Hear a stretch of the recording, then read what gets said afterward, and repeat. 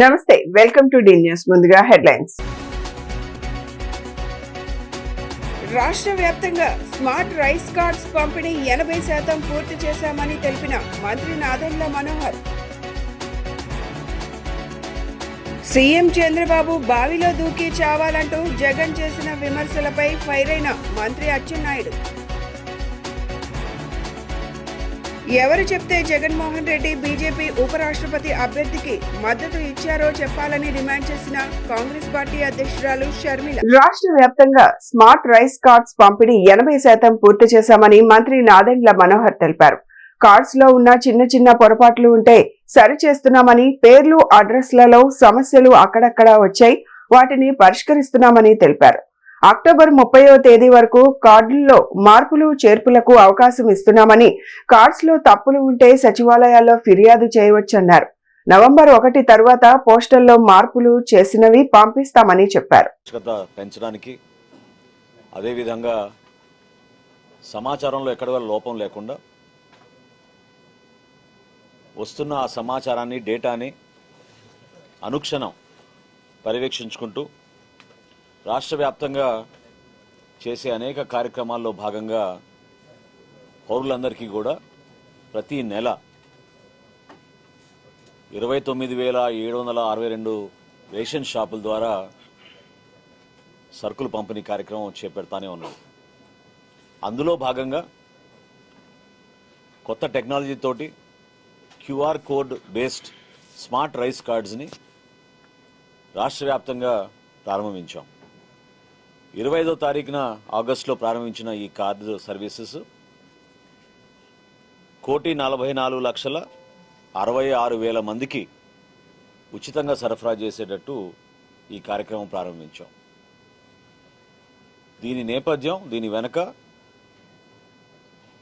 2 విడతలుగా ప్రజలందరికీ కూడా ఈ కేవైసీ అంటే నో యువర్ కస్టమర్ది ఎక్కడైనా వాళ్ళ డేటాలో ఎక్కడైనా పొరపాటు ఉన్నా, కుటుంబ సభ్యులు మార్పులు చేరికలు,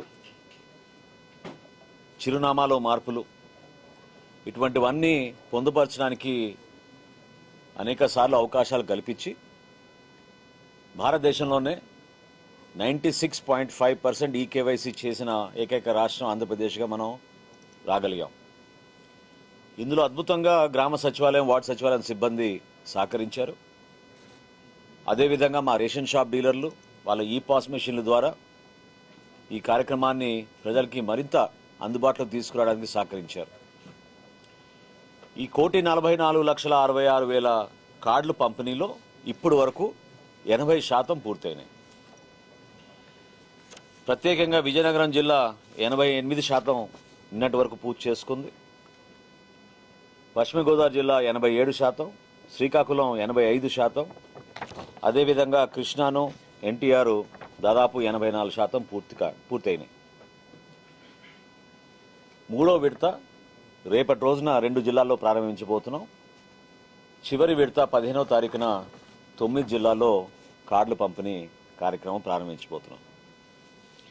అయితే ఈ తరుణంలో మీ ద్వారా, అదేవిధంగా సోషల్ మీడియాలో అనేక సందర్భాల్లో చాలామంది మన పౌరులు వచ్చిన కార్డులో కొన్ని పొరపాట్లు ఉన్నాయనే విషయం మా దృష్టికి వచ్చింది, ప్రభుత్వం దృష్టికి వచ్చింది.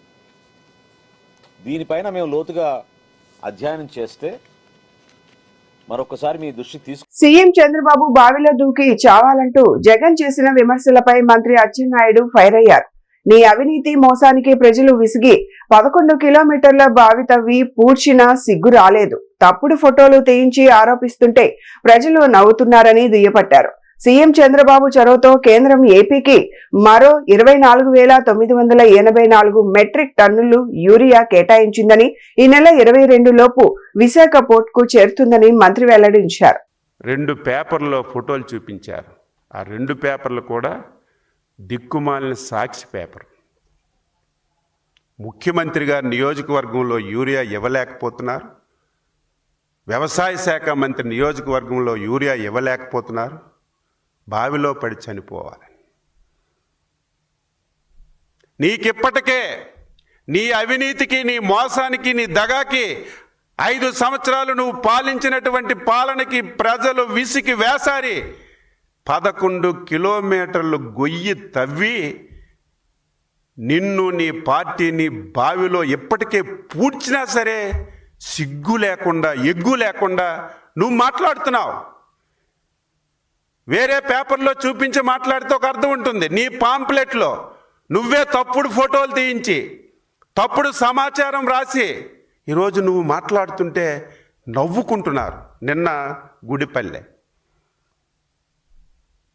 నేను కలెక్టర్తో మాట్లాడాను, ఛాలెంజ్ చేస్తున్నాం, ఆ ఊరు వెళ్దాం. 666 బస్తాలు ఆ గ్రామానికి ఇచ్చారు. మొదటి రోజు సర్వర్ పనిచేయకపోతే రెండో రోజు రమ్మని చెప్తే రెండో రోజు వచ్చారు. 400 మంది వచ్చారు. 15 నిమిషాల్లో లైన్లో ఉండి గుడిపల్లిలో ఎరువులు తీసుకుంటే నీ దిక్కుమాలిన పేపర్లో ఫోటో వేసి చంద్రబాబు నాయుడు గారు ముఖ్యమంత్రి గారు నియోజకవర్గంలో ఎరువులు దొరకలేదని నిస్సిగ్గుగా మాట్లాడుతుంటే ఏం ఆన్సర్ చేయాలి, ఏం మాట్లాడాలి? బాధ ఆవేదన కలుగుతుంది. ప్రజలు అర్థం చేసుకోవాలి. సమస్య కొంత వచ్చింది, చెప్పాను కారణాల వల్ల. ఈ సమస్యను అధిగమించడానికి అన్ని ప్రయత్నం ఇప్పుడు స్ట్రీమ్ లైన్ అయింది. ఎక్కడా ఇబ్బందులు లేవు. అయినా సరే ప్రతిరోజు పేపర్లో టీవీల్లో ఇదే పని. ఎవరు చెప్తే జగన్మోహన్ రెడ్డి బీజేపీ ఉపరాష్ట్రపతి అభ్యర్థికి మద్దతు ఇచ్చారో చెప్పాలని కాంగ్రెస్ పార్టీ అధ్యక్షురాలు షర్మిల డిమాండ్ చేశారు. జగన్ బీజేపీకి మద్దతు పలికినందుకు వైఎస్ రాజశేఖర్ రెడ్డి బతికుంటే సిగ్గుతో తలదించుకునేవారని అన్నారు. జగన్ మోదీకి దత్తపుత్రుడు కాబట్టే ఇలా చేశారని ఆమె ఆరోపించారు. ఉపరాష్ట్రపతి ఎన్నికల్లో ఒక ఆర్ఎస్ఎస్ అభ్యర్థికి మద్దతు ఇచ్చారో వైసీపీ సమాధానం చెప్పాలి. నిస్సిగ్గుగా ఈరోజు మిగతా వాళ్ళ గురించి మాట్లాడుతున్నారు.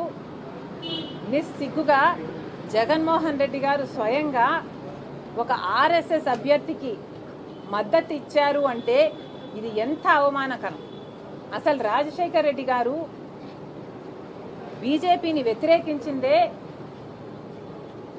బీజేపీ ఆర్ఎస్ఎస్ సిద్ధాంతాన్ని ఫాలో అవుతుంది కాబట్టి. అలాంటి ఆర్ఎస్ఎస్ అభ్యర్థికి జగన్మోహన్ రెడ్డి గారు వైసీపీ మద్దతు ఇచ్చారు అంటే ఈరోజు రాజశేఖర్ రెడ్డి గారు గనుక బ్రతికే ఉండుంటే జగన్మోహన్ రెడ్డి గారిని చూసి అవమానంతో సిగ్గుతో తలదించుకునేవాడు రాజశేఖర్ రెడ్డి గారు. అసలు జగన్మోహన్ రెడ్డి గారు సమాధానం చెప్పాలి. సుదర్శన్ రెడ్డి గారికి మీరు ఎందుకు మద్దతు ఇవ్వలేదు? సుదర్శన్ రెడ్డి గారు ఒక తెలుగువాడు. సుదర్శన్ రెడ్డి గారు సుప్రీంకోర్టులో జడ్జిగా పనిచేసిన వాడు. సుదర్శన్ రెడ్డి గారు కాన్స్టిట్యూషన్ తెలిసిన వాడు, కాన్స్టిట్యూషన్ కోసం ప్రాణమైనా పెట్టేవాడు. మరి అలాంటి వాడికి జగన్మోహన్ రెడ్డి గారు ఎందుకు మద్దతు ఇవ్వలేదో సూటిగా సమాధానం ఇంతవరకు చెప్పలేదు. నేను చెప్తా. ఎందుకంటే జగన్మోహన్ రెడ్డి గారు మోడీ గారికి దత్తపుత్రుడు కాబట్టి. అందుకే జగన్మోహన్ రెడ్డి గారు మోడీ గారు చెప్పినట్టల్లా ఆడుతున్నారు. రిలయన్స్ వాళ్ళు రాజశేఖర్ రెడ్డి గారి మరణం వెనక రిలయన్స్ వాళ్ళ హస్తం ఉంది అని చెప్పిన జగన్మోహన్ రెడ్డి గారు అదే రిలయన్స్ వాళ్లకు రాజ్యసభ సీటు ఇచ్చాడు అంటే మోడీ కోసమే ఇచ్చాడు. గంగవరం పోర్టు అదానికి కట్టబెట్టాడు అంటే మోడీ కోసమే కట్టబెట్టాడు. 5 ఏళ్లు అధికారంలో ఉండి ప్రతి బిల్లుకు బీజేపీకి మోడీ గారికి మద్దతు ఇచ్చారంటే దానికి కారణం జగన్మోహన్ రెడ్డి గారు మోదీ దత్తపుత్రుడు కాబట్టి. మరి ఇలాంటప్పుడు జగన్మోహన్ రెడ్డి గారు ఏ ముఖం పెట్టుకొని ఈరోజు ప్రజలకు సమాధానం చెప్తారో సమాధానం చెప్పండి. నగరంలో నివాసం ఉంటున్న స్థానికులను దౌర్జన్యంగా ఖాళీ చేయించడం హేయమైన చర్య అని ఎన్టీఆర్ జిల్లా వైసీపీ అధ్యక్షులు దేవినేని అవినాష్ ఆగ్రహం వ్యక్తం చేశారు. నమ్మి ఓటు వేసిన ప్రజానికాన్ని కూటమి ప్రభుత్వం ఈ విధంగా వెన్నుపోటు పడవడం సరికాదన్నారు. అభివృద్ధి పేరుతో ఖాళీ చేపిస్తున్న నివాసితులకు పునరావాస కేంద్రాలను ఏర్పాటు చేయాలని వైఎస్ఆర్సీపీ డిమాండ్ చేస్తుందన్నారు. నగరంలోని గుణదల కట్టపైన గత 70 సంవత్సరాలుగా నివాసం ఉంటున్న నివాసితులను ఖాళీ చేయించడం ఉద్రిక్తత పరిస్థితులకు దారితీసింది. ఘటనా స్థలానికి ఎన్టీఆర్ జిల్లా వైసీపీ అధ్యక్షులు దేవినేని అవినాష్ చేరుకుని అధికారులతో మాట్లాడి అక్కడ జరుగుతున్న పనులను ఆపించి వాస్తవిక పరిస్థితులను అడిగి తెలుసుకున్నారు. ఈ సందర్భంగా ఆయన మాట్లాడుతూ కూటమి ప్రభుత్వం అధికారంలోకి వచ్చిన తర్వాత ప్రతి విషయంలోనూ పేదవారిని ఇబ్బంది పెడుతూ వస్తుందని మండిపడ్డారు. గత 70 సంవత్సరాలుగా నివాసం ఉంటున్న నివాసితులను ఖాళీ చేయించడం సరికాదన్నారు. కనీసం వారికి పునరావాస కేంద్రాలను కూడా ఏర్పాటు చేయలేదంటే కూటమి ప్రభుత్వం ప్రజలపై ఎంత వివక్షత చూపిస్తుందో అర్థమవుతుందన్నారు. వారికి తక్షణమే పునరావాస కేంద్రాలను ఏర్పాటు చేయాలని, అలాగే వారు నివాసం ఉండేందుకు అనువైన స్థలాన్ని కేటాయించాలని వైఎస్ఆర్ కాంగ్రెస్ పార్టీ డిమాండ్ చేస్తుందన్నారు. వారికి తగిన న్యాయం జరిగే వరకు వైసీపీ ప్రజల పక్షాన పోరాడుతుందని స్పష్టం చేశారు. ఈ కార్యక్రమంలో పాల్గొన్న కార్పొరేటర్లు Ambadipudi Nirmala Kumari, Kalapala Ambedkar, division presidents main Rajesh, YCP నాయకులు డేవిడ్ రాజు, చందా కిరణ్, భీమిశెట్టి నాని, మండల అధ్యక్షులు ప్రభు, స్థానిక నివాసులు పాల్గొన్నారు.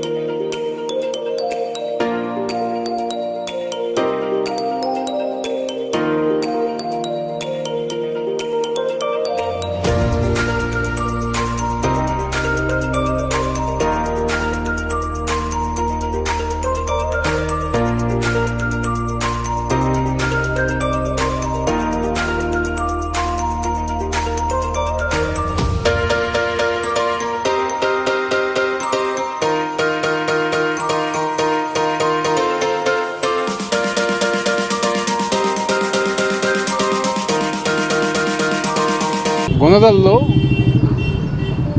కూటమి ప్రభుత్వం స్థానిక శాసనసభ్యులు కానివ్వండి, కూటమి నాయకులు కానివ్వండి, అధికారులతో ప్రభుత్వంతో ప్రజానికాన్ని స్థానికంగా ఉన్నన్ని భయపెట్టి రాత్రికి రాత్రి నోటీసులు అంటించి ఇల్లు పగలగొట్టే విధంగా అభివృద్ధి పేరుతో ఈరోజు అభివృద్ధి జరుగుతుందంటే సంతోషం, కానీ అక్కడున్న ప్రజానికానికి పునరావాసంగా వేరే ఇల్లు ఇస్తామని చెప్పి ఏమీ గారు ఇవ్వకుండా రాత్రికి రాత్రే ఈరోజు వాళ్ళ ఇల్లన్నీ గారా కూల్చే ప్రయత్నాలు అన్నీ గారా ఈరోజు అధికారులు, కూటమి ప్రభుత్వం నాయకులు చేస్తున్నారు.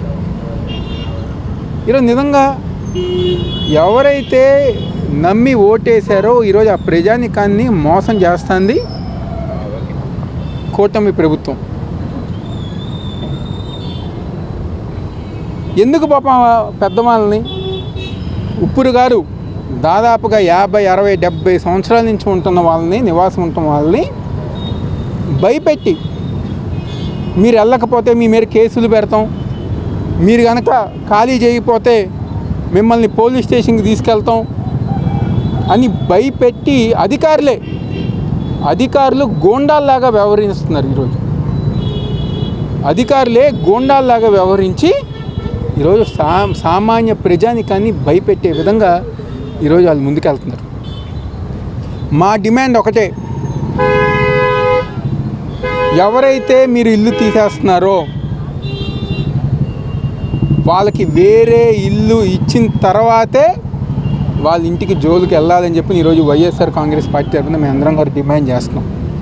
కాదు, మా దగ్గర అధికారం ఉంది, మా దగ్గర పోలీసులు ఉన్నారు, మేము ఏది చేసినా చేయొచ్చు అని చెప్పని గద్దె రామ్మోహన్ కానివ్వండి, లేకపోతే కూటమి నాయకులు, అధికారులు కనుక అనుకుంటే మాత్రం వైఎస్ఆర్ కాంగ్రెస్ పార్టీ తరఫున మేము అందరం గారా ప్రజానీకానికి అండగా ఉంటాము అని చెప్పని ఈరోజు పాపం మహిళలు నిజంగా ఏదో మనం కొన్ని సినిమాల్లో చూస్తాం,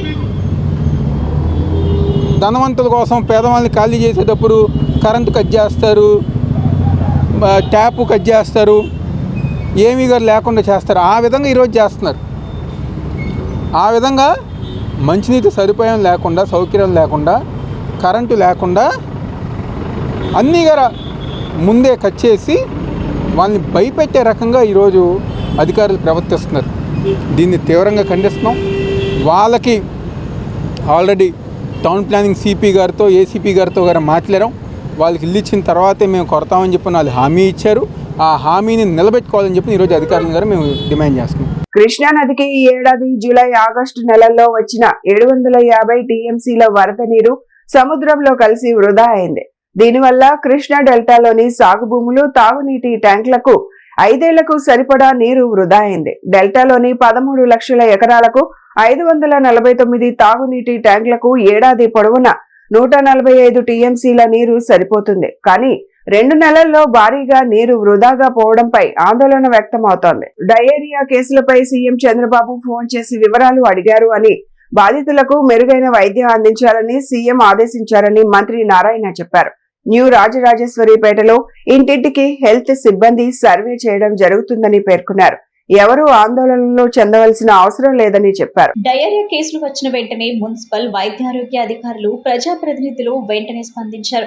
విజయవాడ ప్రభుత్వాసుపత్రిలో చికిత్స పొందుతున్న బాధితులను మంత్రి Narayana, MLA Bonda Umamaheswara Rao, municipal commissioner పరిశీలించారు. బాధితుల నుండి మంత్రి నారాయణ వివరాలు సేకరించారు. ఈ సందర్భంగా మంత్రి నారాయణ, ఎమ్మెల్యే బోండా ఉమా మాట్లాడుతూ ఇప్పటికే చాలా మందికి వాంతులు, విరోచనాలు తగ్గాయని, హాస్పిటల్ నుంచి మరో కొంతమంది డిశ్చార్జ్ అవుతున్నారని తెలిపారు.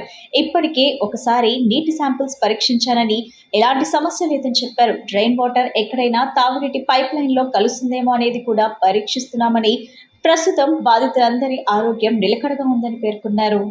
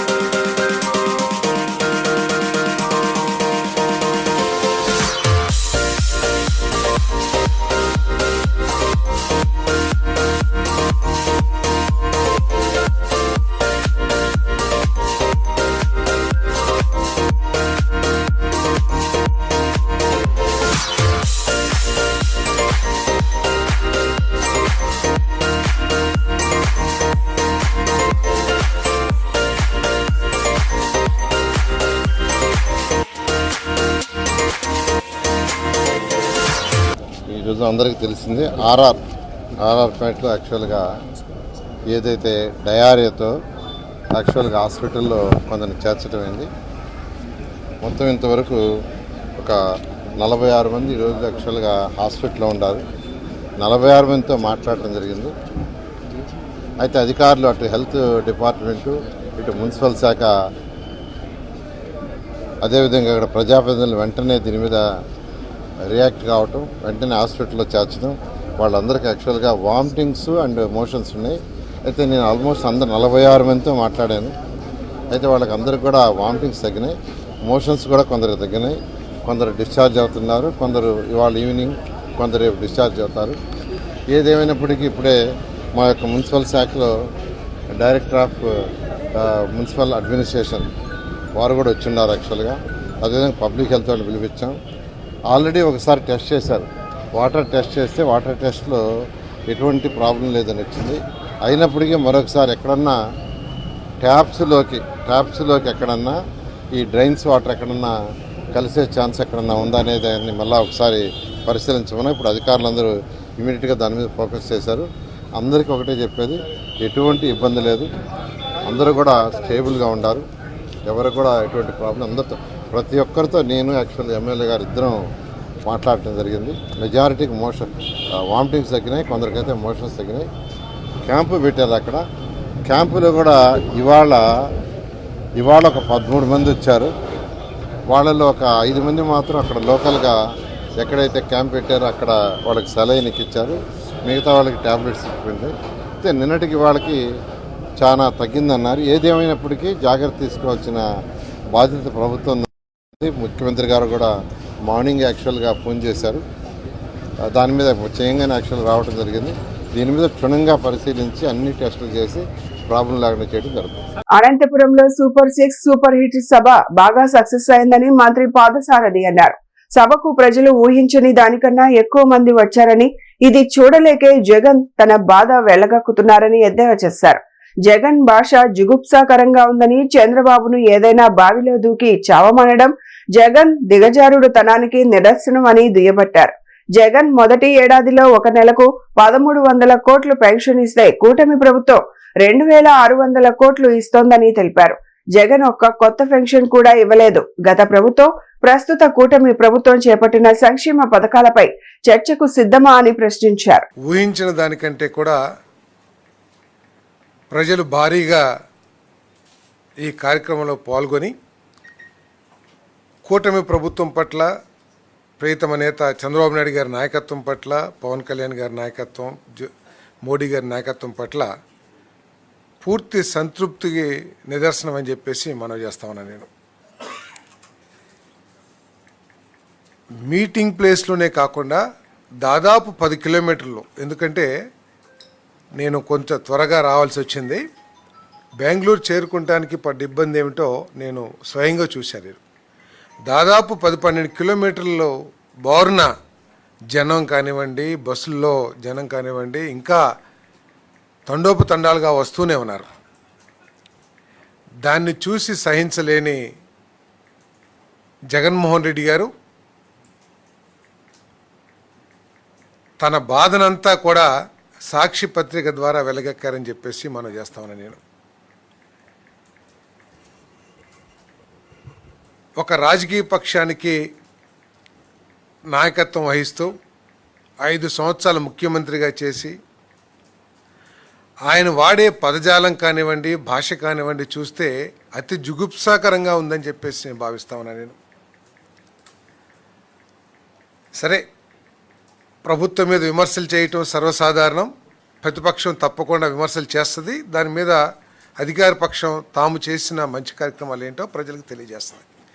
కానీ చంద్రబాబు ఏదైనా బావిలో దూకి చావాలి, ఇదంతా ఏంటంటే ఆయన దిగజారుడు రాజకీయాలు, తన మీద తాను నమ్మకం కోల్పోతున్న పరిస్థితికి అర్థం పడుతుందని చెప్పేసి నేను చాలా స్పష్టంగా చెప్తా ఉన్నాను. నేను బీసీ కులాలకు ఒక ఉనికిని తీసుకొచ్చింది వైఎస్ జగన్ ప్రభుత్వమే అని, బీసీ కులాలకు గుర్తింపును, సమాజంలో చైతన్యంను తీసుకొచ్చి పెద్దపీట వేసింది వైఎస్ఆర్ కాంగ్రెస్ పార్టీ ప్రభుత్వమేనని party state coordinator Sajjala Ramakrishna Reddy అన్నారు.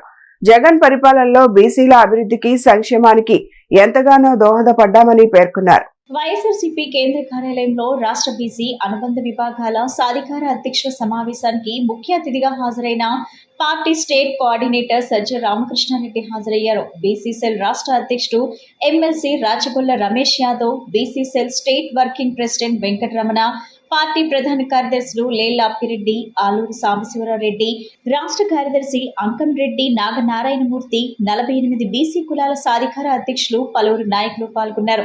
ఈ సందర్భంగా సజ్జల రామకృష్ణారెడ్డి మాట్లాడుతూ వెనుకబడిన కులాలకు ఒక సమగ్ర విధానం తీసుకొచ్చి అందరికీ అభివృద్ధి ఫలాలు అందాలని జగన్ హయాంలో మేలు చేశారన్నారు. ప్రతిపక్షం అనేది మనకు ఒక మంచి అవకాశం. వెనుకబడిన కులాలు అందరినీ చైతన్యపరిచి జగన్ వల్లే భవిష్యత్ ఉంటుందనే చైతన్యం అందరిలో తీసుకురావాలని, ఇందుకు అవసరమైన ప్రణాళికలు సిద్ధం చేసుకోవాలని కోరారు.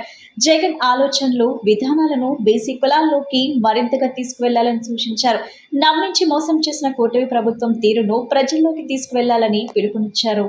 ఒక కులాలకు ఉనికి కూడా తీసుకొచ్చారు. అలాగే ఆ కులంలో ఉన్న వాళ్ళ ప్రయోజనాలు, ఆ కులస్తులకు సంబంధించిన వాళ్ళ ఇబ్బందులు తొలగించే ప్రయత్నం కూడా మీ వైపు నుంచి చేశారు. సో మీరు ఎప్పుడైనా చెప్పుకోవడానికి ఒక ఘనమైన ఇది వచ్చిందంటే తొలిసారి ఒక కార్పొరేషన్కు సంబంధించినంత వరకు మాకు జగనన్న అవకాశం ఇచ్చాడు, మా హయాంలో ఇవి వచ్చాయని కూడా చెప్పుకునే ఘనత మీకు దక్కించింది. వైఎస్ఆర్సీపీ వల్ల అది సాధ్యమైంది. జగన్మోహన్ రెడ్డి గారు ఆ ఘనత మీకు ఇచ్చారు. ప్రతిపక్షం లేకొచ్చాం.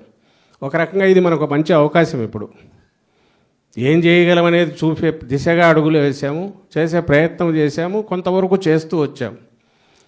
ఇప్పుడు ఇంకా ఏం చేయొచ్చు, నెక్స్ట్ మళ్ళీ ప్రభుత్వంలోకి వచ్చేసరికి ఈ కులాలు ఏవైతే మనం అనుకున్నామో, మిమ్మల్ని దేవేటికైతే బాధ్యులు పెట్టారో ఆ కులాలకు సంబంధించిన వాళ్ళందరినీ చైతన్యపరిచి వైఎస్ఆర్సీపీతో ఉంటేనే జగన్మోహన్ రెడ్డి గారు వెంట నడిస్తే మన బిడ్డలకు బ్రహ్మాండమైన భవిష్యత్తు ఉంటుంది, మన కులానికి ఉజ్వలమైన భవిష్యత్తు ఉంటుంది. మనకు కావాలనుకున్న రకంగా ఏ వైపు మనం వెళ్ళాలంటే ఆ వైపు తగిన ప్రోత్సాహం ఇచ్చే పార్టీ, ముందుకు నడిపించే పార్టీ, ప్రభుత్వంలోకి వస్తే ఇంకా మరింత మెరుగైన జీవితాన్ని ఇవ్వగలిగిన పార్టీ వైఎస్ఆర్సీపీ జగన్మోహన్ రెడ్డి గారని ఈ చైతన్యం వాళ్ళల్లో కదిలించే రకంగా.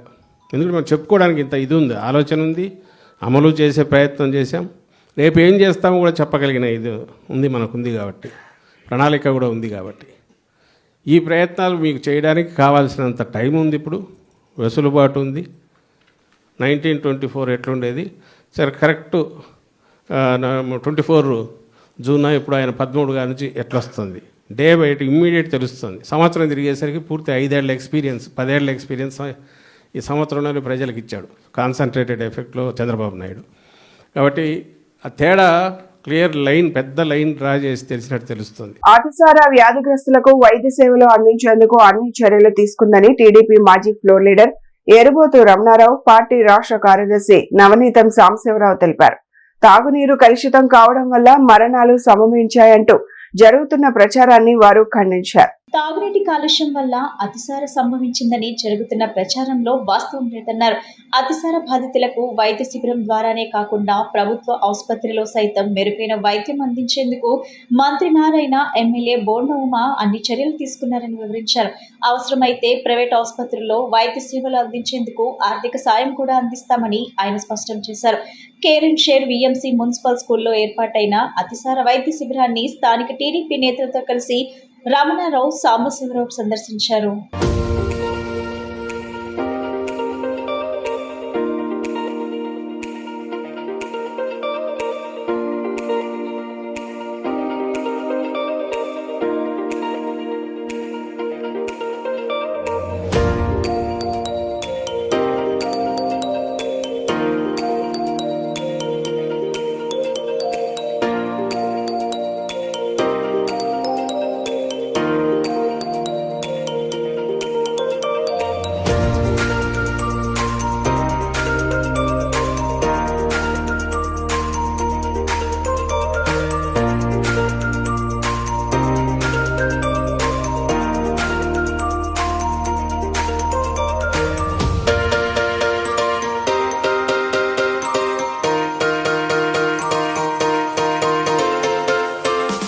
ఈరోజు 57వ డివిజన్ ఎన్టీఆర్ నగర్ ఆర్ఆర్పేట నందు మరి 2 రోజుల నుండి కూడా మరి వాంతులు విరోచనాలని చెప్పేసి మరి పబ్లిక్ మరి చాలామంది ఇబ్బంది పడతా ఉన్నారని చెప్తున్నారు. ఈ ఇబ్బందికి కారణం ప్రధానంగా ఇక్కడ ఉన్నటువంటి అపోజిషన్ పార్టీలు. ఈ అపోజిషన్ పార్టీలకి పని పాట లేక ఇక్కడికి వచ్చి ప్రభుత్వం పట్టించుకోవట్లేదని, ప్రభుత్వంలో ఉన్నటువంటి వాళ్ళు ఎవరు కూడా పట్టించుకోవట్లేదు అంటున్నారు. సాక్షాత్తు ఒక మంత్రివర్యులు, శాసనసభ్యులు, ఇక్కడ ఉన్నటువంటి డివిజన్ కమిటీ వాళ్ళందరూ కూడా ఎప్పటికప్పుడు వైద్య శిబిరం ఏర్పాటు చేస్తాం. ఒక చిన్నది విషయమే ఒకటే చెప్తా ఉన్నాను. ఈ ట్యాంకీ ద్వారా కొత్త రాజపేట, పాత రాజపేటకి రెండింటికి కూడా సప్లై అవుతుంది. కానీ కొత్త రాజపేటలోనే ప్రాబ్లం ఉంది, పాత రాజపేటలో ప్రాబ్లం లేదంటే వాటర్ సప్లై వల్ల ప్రాబ్లం కానే కాదు అని చెప్పేసి కూడా మేము చెప్తా ఉన్నాం. మీరు కూడా ఆలోచించండి. ఒక ట్యాంకీ ద్వారా వచ్చినటువంటి వాటర్ అన్ని ప్రాంతాలకు కూడా స్ప్రెడ్ అవ్వాలి. అది ఓన్లీ ఆర్ఆర్పేటలోనే, కొత్తపేటలోనే అవుతుంది, పాతపేటలో ఎందుకు అవ్వట్లేదు? కానీ ఇది ఏంటంటే ఫుడ్ పాయిజన్ జరిగింది ఇక్కడ. దాని మీద ఏదైనా సరే ప్రభుత్వం బాధ్యతగా చేస్తూ ఉంది. ఎందుకంటే దాని మీద వైద్య శిబిరం పెట్టాం. అలానే మరి గవర్నమెంట్ హాస్పిటల్ పంపిస్తాం. అక్కడ కూడా కాదనుకుంటే కార్పొరేట్ హాస్పిటల్ కూడా తీసుకెళ్తాం.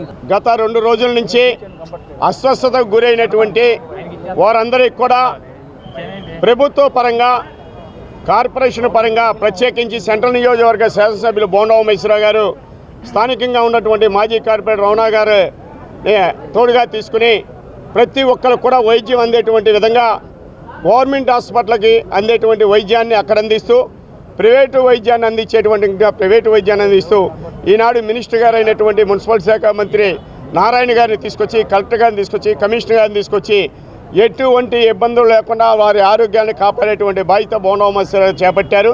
కానీ ఈ సందర్భంగా అనేక రకాలైనటువంటి అసత్యాలతో కూడినటువంటి గాలి వార్తలు వస్తున్నవి. అన్నింటినీ కూడా ఖండిస్తున్నాం. ఎవరు కూడా ఇబ్బంది పడవలసినటువంటి పరిస్థితి లేదు. అది ఏ రకంగా ఇటువంటి సోకిని అనేది కూడా అధికారులందరూ స్కెచ్ ఏర్పాటు చేసి ఈ 2-3 రోజుల నుంచి వాళ్ళు తీసుకున్నటువంటి ఆహారాలు కానివ్వండి, వాళ్ళు ఉన్నటువంటి ప్రదేశాలు కానివ్వండి, వాళ్ళు పిలిచేటువంటి నీరు కానివ్వండి, గాలి కానివ్వండి, ఇటు అన్ని అంశాల మీద కూడా అధ్యయనం చేస్తున్నారు. న్యూ రాజరాజేశ్వరిపేటలో 3 రోజులుగా అతిసార ప్రబలి ప్రజలు మరణిస్తున్నా పాలకులు యుద్ధ ప్రాతిపదికన చర్యలు చేపట్టకపోవడం అమానుషమని సిపిఎం రాష్ట్ర కార్యదర్శి వర్గ సభ్యుడు సిహెచ్ బాబురావు అన్నారు. గతంలో మొగల్రాజుపురంలో కూడా 10 మంది వరకు అతిసార బారిన పడి మృత్యువాత పడ్డారని ఆయన తెలిపారు. కలుషితం నీటి కారణంగానే డయేరియా ప్రబలుతున్న పాలకులు పట్టించుకోకపోవడానికి ఆయన తప్పుపట్టారు. లీకేజ్లున్న మంచినీటి పైప్ లైన్లను తక్షణమే మార్చాలని ఆయన కోరారు. ఇంటింటికి ట్యాంకర్ల ద్వారా తాగునీరు సరఫరా చేయాలని, మృతుల కుటుంబాలకు పరిహారం చెల్లించాలని బాబురావు డిమాండ్ చేశారు. కేర్ అండ్ షేర్ లో ఏర్పాటైన అతిసార వైద్య శిబిరాన్ని సందర్శించిన బాబురావు బాధితులను పరామర్శించారు.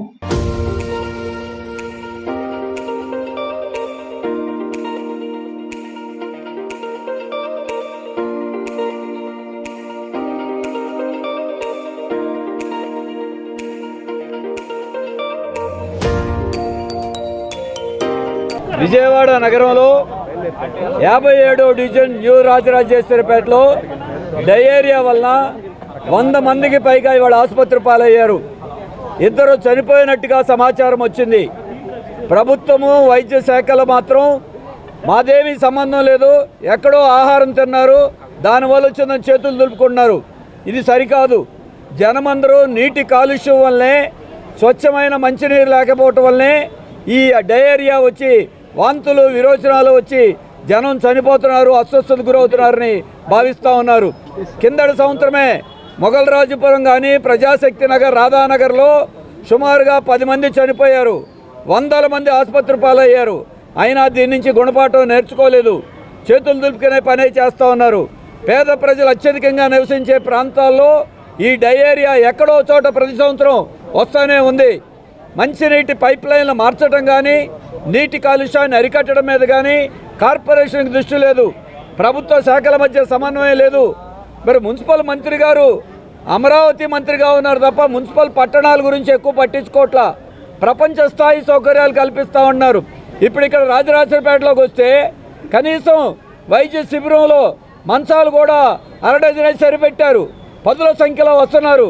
వాళ్ళకి కావాల్సిన పేషెంట్లకి మంచాలు, డాక్టర్లు, సిబ్బందిని పెంచి వారందరూ కూడా ఇంకా పెరుగుతూ ఉన్నారు.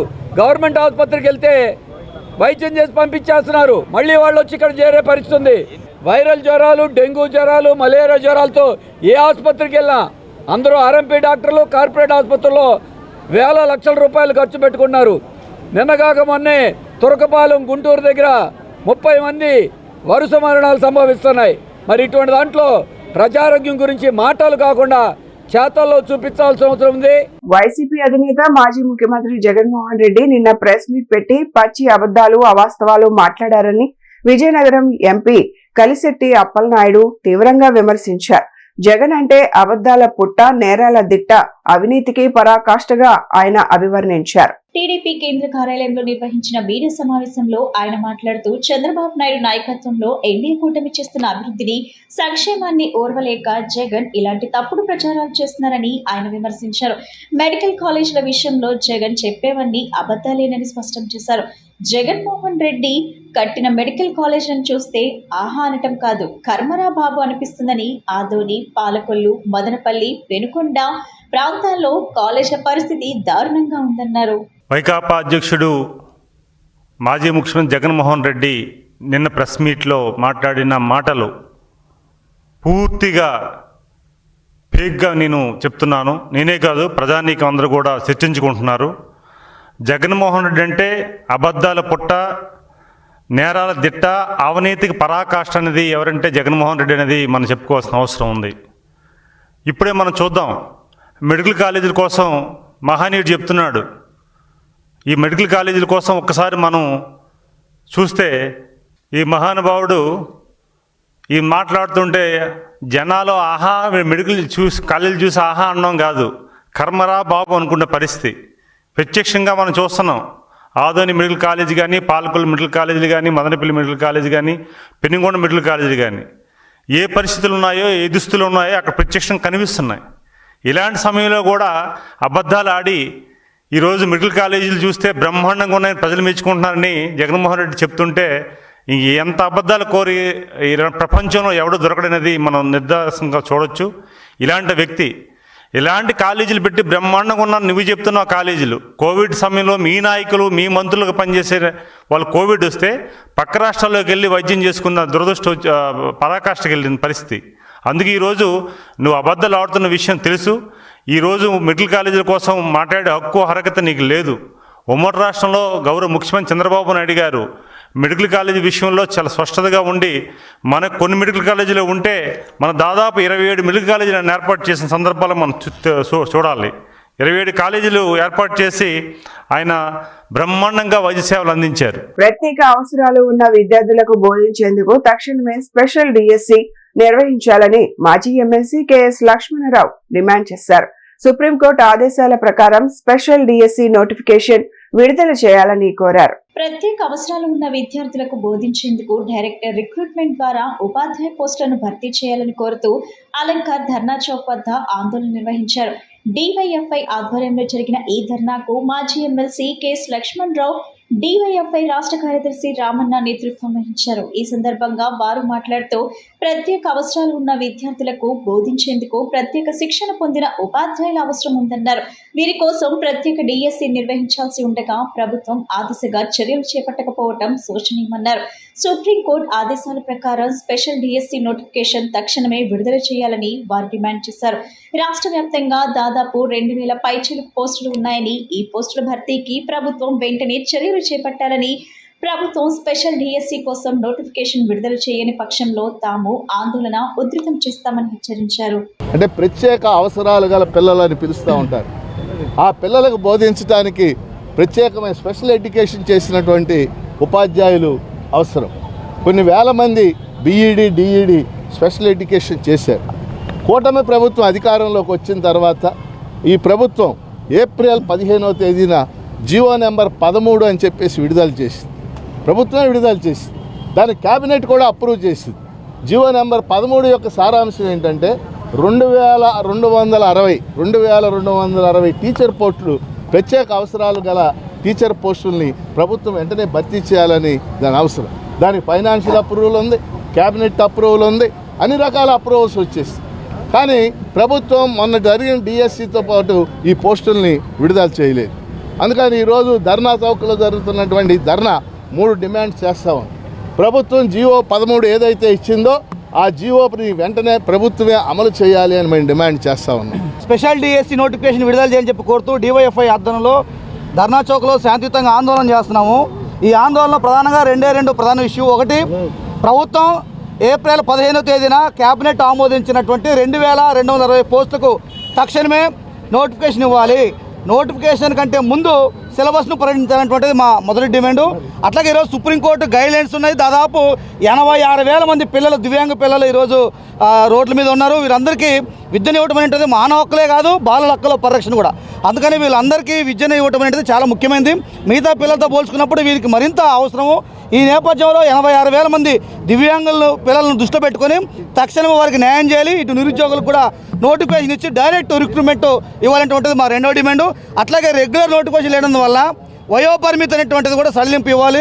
ముఖ్యమంత్రి వాటర్ మేనేజ్మెంట్ ఆలోచన విధానం మంచి సత్ఫలితాలు ఇచ్చిందని, గత ఏడాదితో పోల్చితే గ్రౌండ్ వాటర్, మేజర్, మీడియం రిజర్వాయర్లలో నీటి నిల్వలు పెరిగాయని మంత్రి నిమ్మల రామానాయుడు చెప్పారు.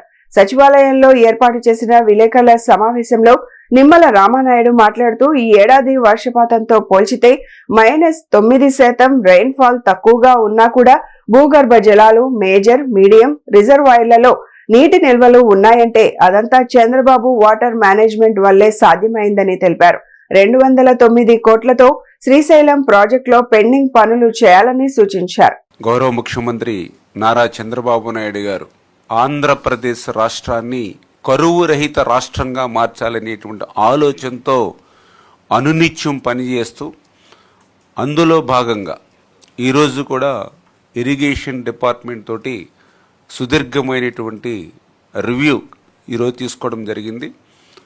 అందులో పర్టికులర్గా ఆయన చెప్పింది, ఒక్క సంవత్సరం వర్షాలు బాగా పడి 1-2 సంవత్సరాలు వర్షాలు సరిగ్గా కురవకపోయినా కూడా ఆఖరి ఎకరం వరకు కూడా నీరు అందించేటువంటి విధంగా, ప్రతి రిజర్వాయరు నింపేటువంటి విధంగా ఒక వాటర్ మేనేజ్మెంట్, ఒక వాటర్ సెక్యూరిటీ అనేది మనం ప్రాధాన్యతనిచ్చుకుని పనిచేయాలనేది ఆయన ప్రధాన ఉద్దేశంగా ఈరోజు ఈ రివ్యూ జరిగిన విషయాన్ని సందర్భంగా తెలియజేసుకుంటూ ఉన్నా. ఈ రకంగా చంద్రబాబు నాయుడు గారు ఇచ్చినటువంటి డైరెక్షన్స్ కానివ్వండి, ఆయన ప్రతి ఆఖరి నీటి బొట్టును కూడా ఒడిసిబట్టి రిజర్వ్ చేయాలనేటువంటి ఆయన యొక్క ఆలోచన కానివ్వండి, ఈ సంవత్సరం కాలంలో మంచి సత్ఫలితాలను కూడా ఇచ్చినటువంటి పరిస్థితి రికార్డ్స్ కూడా చూస్తూ ఉంటే మనందరికీ అర్థమవుతున్నటువంటి పరిస్థితి. అందులో భాగంగా ఈరోజు రివ్యూలో చూస్తే ఏదైతే ఈ రాష్ట్రంలో ఉన్నటువంటి మేజర్ అండ్ మీడియం డ్రైన్ ఏదైతే రిజర్వాయర్స్ ఉన్నాయో, ఈ మేజర్ అండ్ మీడియం రిజర్వాయర్స్ ఈరోజు చూస్తే 85.6 85.6% ఈరోజు మేజర్ అండ్ మీడియం రిజర్వాయర్స్ అన్నీ కూడా ఈ రోజుకి ఫిల్ అయినటువంటి పరిస్థితి. ఇదే గత సంవత్సరం చూస్తే అది 79.4% ఉన్నటువంటి పరిస్థితి. బులెటిన్ ముగించే ముందు హెడ్లైన్స్ మరొకసారి. రాష్ట్ర వ్యాప్తంగా స్మార్ట్ రైస్ కార్డ్స్ పంపిణీ 80% పూర్తి చేశామని తెలిపిన మంత్రి నాదెండ్ల మనోహర్. సీఎం చంద్రబాబు బావిలో దూకి చావాలంటూ జగన్ చేసిన విమర్శలపై ఫైర్ అయిన మంత్రి అచ్చెన్నాయుడు. ఎవరు చెప్తే జగన్మోహన్ రెడ్డి బీజేపీ ఉపరాష్ట్రపతి అభ్యర్థికి మద్దతు ఇచ్చారో చెప్పాలని డిమాండ్ చేసిన కాంగ్రెస్ పార్టీ అధ్యక్షురాలు షర్మిల. ఇవి ఈనాటి bulletin updates. Keep watching D news.